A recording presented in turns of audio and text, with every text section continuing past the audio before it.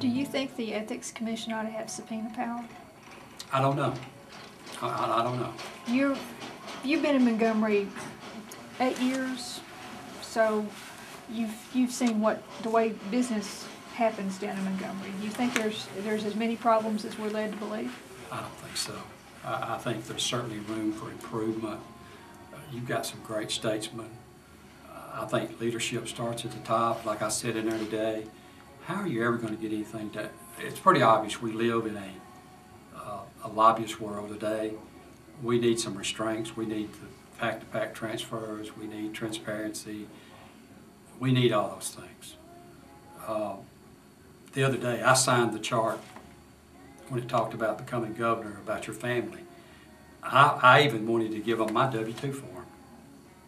I want people to know what I own, what I owe, what I make.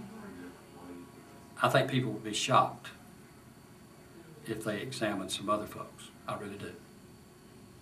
And I don't, it's hard for me to, when some people sit back and they talk about transparency out of this corner and they're shipping sweetheart deals out of this corner.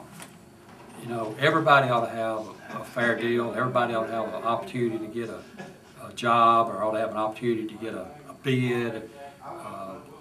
The legislature works in a strange environment. I've always said that the legislature's like watching sausage being made. If you ever went and watched them, you wouldn't eat it. But it's our system.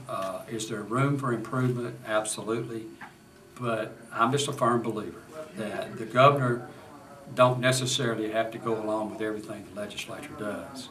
But I believe he should be willing to sit down and work with the legislature rather than go at me. If I'm elected, if I go in there and look at the Republicans and say, I'm going to raise every dime I can and I'm going to come to your district and I'm going to try to beat you, then we'll never reach over the aisle and work with those guys.